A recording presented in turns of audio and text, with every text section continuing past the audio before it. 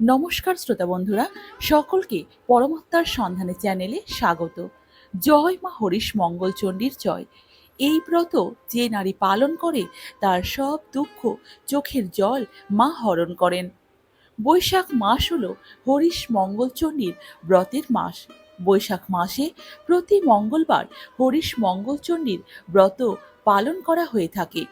সধবা এবং বিধবা উভয় নারীরাই মূলত এই ব্রত পালন করে থাকেন।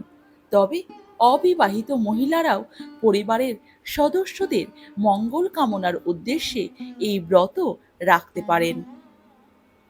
বলা হয়, এই ব্রত যে নারী নিষ্ঠার সাথে পালন করে মা মঙ্গলচণ্ডীর কৃপায় কোনো দিন তার চোখের জল পড়ে না।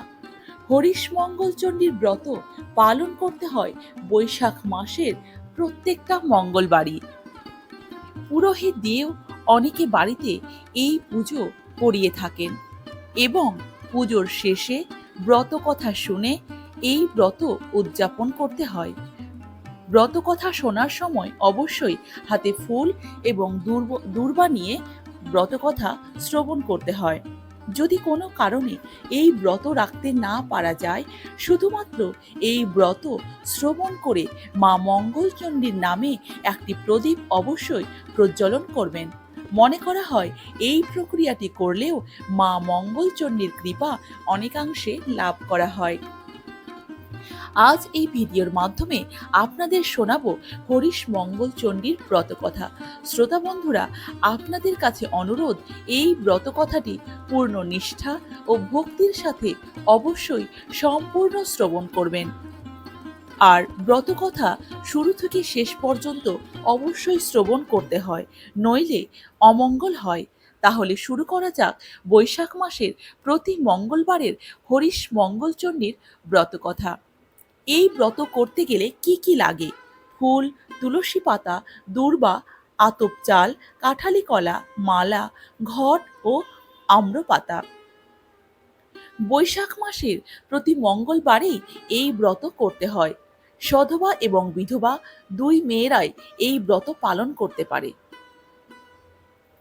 বৈশাখ মাসের কৃষ্ণ ও শুক্ল পক্ষের মঙ্গলবারে যথারীতি পূজা ও ধ্যান সহযোগে এই ব্রত সকলের পালন করা উচিত। এবার ব্রতকথাটি শ্রবণ করা যাক। ব্রতকথাটি হলো, এক গ্রামে এক গয়লা বউ সেই গ্রামেরই এক ব্রাহ্মণের সঙ্গে সই পাতিয়েছিলেন। এদের মধ্যে ভাবও ছিল খুব। প্রত্যেকবার বৈশাখ মাসে ব্রাহ্মণী হরিশ মঙ্গলচণ্ডীর ব্রত করতেন, আর গয়লা বউ তার ব্রত করা দেখত। এইভাবে কিছুদিন কেটে যাবার পর গয়লা বউয়েরও এই ব্রত করার ইচ্ছে হলো, আর সে ব্রাহ্মণীকে জিজ্ঞেস করলো যে এই ব্রত করলে কি ফল লাভ হয়। ব্রাহ্মণী তার কথা শুনে বললেন, যে এই ব্রত করলে জীবনে কারোর কখনো চোখের জল পড়ে না, উল্টে তার সারা জীবন কেটে যায় খুব আনন্দে, খুব সুখে। গয়লা বউয়ের আর আনন্দ ধরে না। সে জেদ ধরে বসলো ব্রাহ্মণীকে, আর বলল যে সেও এই ব্রত পালন করতে চায়। ব্রাহ্মণী গয়লা বউকে অনেক বোঝালেন। তিনি বললেন, তুমি পারবে না সই, এ ব্রত করা খুবই কঠিন। কিন্তু গয়লা বউ তার কোনো কথাই শুনতে চাইল না। শেষ পর্যন্ত ব্রাহ্মণী বাধ্য হয়ে তাকে ব্রতের সব কথা বলে দিলেন। এরপর বৈশাখ মাস পড়ার সঙ্গে সঙ্গে গয়লা বউ এই হরিশ মঙ্গলচণ্ডীর ব্রত করতে আরম্ভ করে দিল। এইভাবে দুটো ব্রত করার পরই মা মঙ্গলচণ্ডী তার উপর দয়া হলো, আর সঙ্গে সঙ্গে ঐশ্বর্য, সুখ ও সমৃদ্ধিতে ভরে উঠল গয়লা বউয়ের সংসার। এর আগে গয়লা বউ খুবই গরিব ছিল। এখন তার এত ধন সম্পদ হওয়ার ফলে সে কেমন যেন ব্যতিব্যস্ত হয়ে পড়ল। সে আর সহ্য করতে পারল না তার অবস্থার এই পরিবর্তন। এখন খানিক কাঁদবার ইচ্ছে হতে লাগলো তার, কিন্তু যার এত ঐশ্বর্য তার কান্না আসবে কেমন করে? শেষে গয়লা বউ আবার গিয়ে ব্রাহ্মণীকে ধরে বসলো, আর বলল, সই, আমি আর এসব সহ্য করতে পারছি না। ইচ্ছে হচ্ছে খুব খানিকটা কাঁদি। তুমি আমায় বলে দাও সই, কি করলে আমি খানিকটা কাঁদতে পারবো। গয়লা বউয়ের কথা শুনে ব্রাহ্মণী তো একেবারে আশ্চর্য হয়ে গেলেন। তিনি বললেন, সে কি সই, তুমি কাঁদবে কেন? তোমার এমন সুখের সংসার হয়েছে, এত আনন্দ ভোগ করছো, এতে কাঁদতে আবার কেউ চায় নাকি? এ যে হরিশ মঙ্গলচণ্ডীর ব্রতের ফল। এই ব্রত করার ফলে শুধু আনন্দই হয়, কান্নাকাটি এর ধারে কাছে আসতে পারে না। আমি তো আগেই তোমাকে বলেছিলাম যে এই ব্রত করা খুবই কঠিন, তখন তো তুমি শুনলে না। এখন কাঁদতে চাইলে চলবে কেমন করে? গয়লা বউয়ের তখন প্রায় পাগলের মতো অবস্থা। সে বলল, আমি যদি কাঁদতে না পাই তাহলে আমি আর বাঁচবো না সই। তুমি বলে দাও কি করলে আমার কান্না আসবে। সইও তখন ভাবতে শুরু করলো কি করা যায়। সইয়ের কথা শুনে ব্রাহ্মণী খুবই চিন্তিত হয়ে পড়লেন। কি বলবেন কিছু ভেবে পেলেন না। এমন সময় তার চোখে পড়ল একটু দূরে একটা চাষের ক্ষেত। সেখানে অনেকগুলো লাউ আর কুমড়ো ফলেছিল। ব্রাহ্মণী গয়লা বউকে বললেন, যাও সই, ওই ক্ষেতটা দেখা যাচ্ছে, সেখানে যাও। খুব লাউ আর কুমড়ো ফলেছে ওখানে। ওই ক্ষেতে গিয়ে লাউ আর কুমড়োগুলোকে তুলে নাও, আর গাছগুলোকে ছিঁড়ে খুঁড়ে তুলে ফেলে দাও। তাহলে চাষিরা খুব রেগে গিয়ে তোমাকে খুব গালমন্দ দেবে। তাহলে তোমার কান্না আসবে। সইয়ের কথা শুনে গয়লা বউ তখনই সেই ক্ষেতের ভেতর ঢুকে গাছগুলো সব ছিঁড়ে খুঁড়ে দিয়ে চলে এলো। কিন্তু এতে আসল কাজ কিছুই হলো না, বরং ফল হলো উল্টোটা। মা মঙ্গলচণ্ডীর দয়ায়, মা মঙ্গলচণ্ডীর কৃপায় গাছগুলো আবার আগের মতো সতেজ হয়ে উঠল।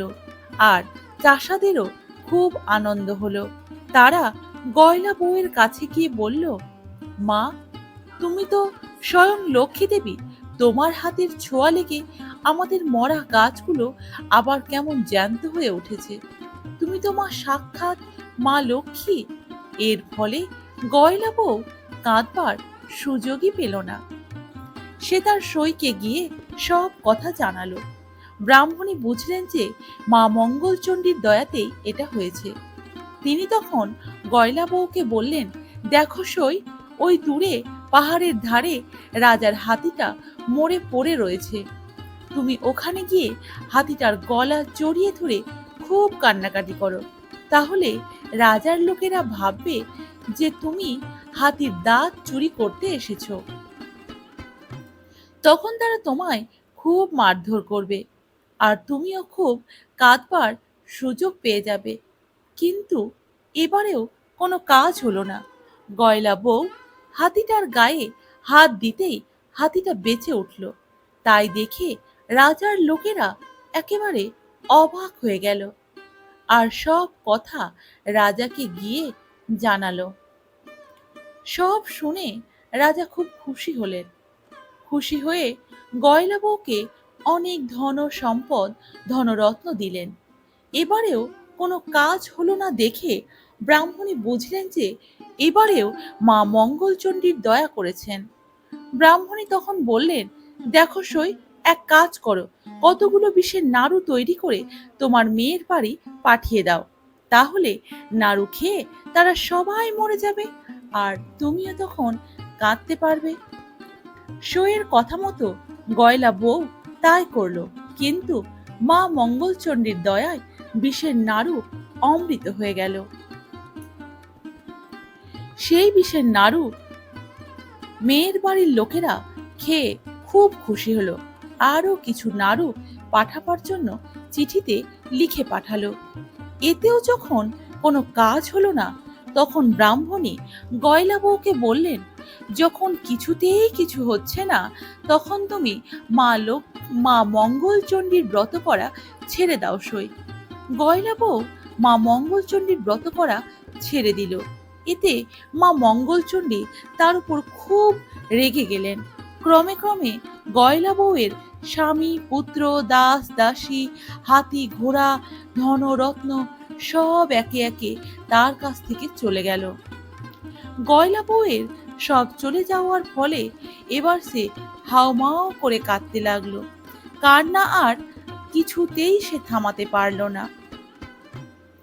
শেষে ব্রাহ্মণের কাছে গিয়ে বলল, সই, আমি আর কাঁদতে পারছি না, যেমন করে পারো আমার কান্না থামাও, না হলে আমি কাঁদতে কাঁদতে একেবারে শেষ হয়ে যাব। ব্রাহ্মণী তখন বললেন, তুমি তো কাঁদতেই চেয়েছিলে সই, এখন কান্না থামাতে বললে কি হবে? যাক, যা হবার হয়ে গেছে, এখন বাড়ি গিয়ে মরাগুলোকে জড়িয়ে ধরে খুব খানিক কাঁদো, তারপর সেগুলোকে অর্থাৎ সেই মরাগুলোকে খুব সাবধানে রেখে দাও, রেখে সামনের মঙ্গলবার থেকে আবার মা মঙ্গলচণ্ডীর ব্রত করতে আরম্ভ করো। এতে মা মঙ্গলচণ্ডী খুশি হবেন।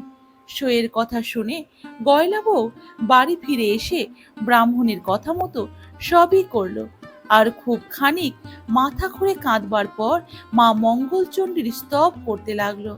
তারপর মঙ্গলবার আসতেই সে খুব শুদ্ধাচারে মা মঙ্গলচণ্ডীর পুজো আর স্তব করলো। সব শেষে দু হাতে মার ঘর ধরে মাকে খুব ডাকতে লাগলো। এমন সময় সে শুনতে পেল কে যেন বলছে, আর কখনো এমন কাজ করিস না, যা তোর আর কোনো ভয় নেই। এই ঘটের জল মরাগুলোর গায়ে ছিটিয়ে দে, তাহলেই দেখবি সবাই বেঁচে উঠেছে। ঘটের জল ছিটিয়ে দেওয়ার ফলে গয়লা বউয়ের সবাই মা মঙ্গলচণ্ডীর দয়ায়, মায়ের কৃপায় বেঁচে উঠল, আর তার আগের অবস্থাও ফিরে এলো।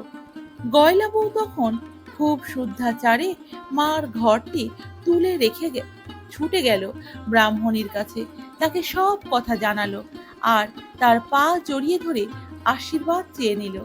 এদিকে গয়লা বউয়ের এই অবস্থার পরিবর্তনের ব্যাপার দেখে পাড়া শুদ্ধ লোক সবাই তো অবাক হয়ে গেল, আর গয়লা বউকে ধন্য ধন্য করতে লাগলো। এই ব্রত করলে কি ফল লাভ হয়? হরিশ মঙ্গলচণ্ডীর ব্রত যেই নারী করে, সব দুঃখ চোখের জল মা তার হরে। তাহলে শ্রোতা বন্ধুরা, ভিডিওটি যদি ভালো লেগে থাকে তাহলে চ্যানেলটিকে অবশ্যই সাবস্ক্রাইব করবেন এবং কমেন্টে জয় মা মঙ্গলচণ্ডীর জয়, জয় মা হরিশ মঙ্গলচণ্ডীর জয় লিখতে ভুলবেন না।